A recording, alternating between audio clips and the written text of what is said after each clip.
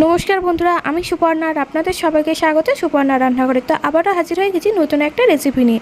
তো আজকে বানাবো গঙ্গার টাটকা পার্শে মাছের ঝাল। আর এই পার্শে মাছের মধ্যে কয়েকটা পুঁটি মাছও ছিল। আর আগের দিনে আমি বাটা মাছের ঝোলটা আম দিয়ে দেখিয়ে দিয়েছি, যারা যারা দেখেননি এখনও চ্যানেলে গিয়ে দেখে নিন। কিন্তু এই গরমে বাটা মাছের ঝোলটা স্বাস্থ্যকর, খেতেও কিন্তু খুব সুন্দর হয়েছিল। তো মাছগুলো আমি আগে থেকেই বেছে ধুয়ে পরিষ্কার করে নিয়েছিলাম আর নুন মাখিয়েও নিয়েছিলাম। তো কড়াতে সর্ষের তেল কিছুটা পরিমাণে গরম করে নিয়েছি। গরম করে নেওয়ার পর তার মধ্যে দিয়ে দিয়েছি মাছগুলো। তো মাছগুলো উল্টে পাল্টে একদম লাল লাল করে ভেজে তুলে নিয়েছি।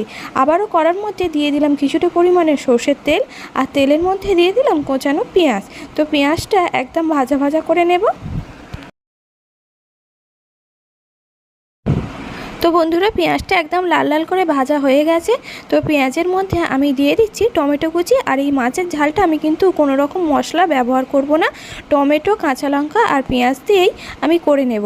তো এবার আমি দিয়ে দিলাম স্বাদ মতো নুন আর দিয়ে দিলাম হলুদ গুঁড়ো, দিয়ে আবারও আমি কিছুক্ষণ নাড়াচাড়া করলাম। আর নুন দেওয়ার সাথে সাথেই টমেটোটা তাড়াতাড়ি গলেও যায়।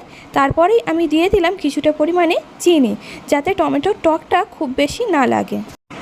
তো খুন্তির সাহায্যে টমেটোগুলো একটু চেপে চেপে দিচ্ছি, যাতে তাড়াতাড়ি খুবই গলে যায়। আর এরপর আমি দিয়ে দিলাম থেঁতো করা কাঁচা পাকা লঙ্কা। তো আমি এটা দিয়ে আবারও কিছুক্ষণ নাড়াচাড়া করার পর এবার আমি দিয়ে দিচ্ছি পরিমাণ মতো জল। খুব বেশি জল হবে না, যেহেতু মাছের ঝাল হবে সেই জন্য। আর গরমকালে এইভাবে মাছের ঝালটা বানালে ভালোও লাগে খেতে। গ্রেভিটা ফুটে উঠেছে বন্ধুরা। এবার এর মধ্যেই আমি দিয়ে দিলাম আগে থেকেই ভেজে রাখা মাছগুলো, দিয়ে আবারও 2 থেকে 3 মিনিট গ্রেভির মধ্যে নাড়াচাড়া করে নিলেই হয়ে যাবে মাছের ঝাল। বিনা মশলাতে এই মাছের ঝালটা কিন্তু গরমকালে টকের ডালের সাথেও কিন্তু খুব ভালো লাগে খেতে। আপনারা তো দেখলেন বন্ধুরা কত সহজেই মাছের ঝালটা হয়ে গেল। আর এই রেসিপিটি যদি ভালো লাগে তাহলে লাইক, শেয়ার, কমেন্ট করবেন। আর চ্যানেলে নতুন হলে চ্যানেলটি সাবস্ক্রাইব করে পাশে থাকার অনুরোধ রইল।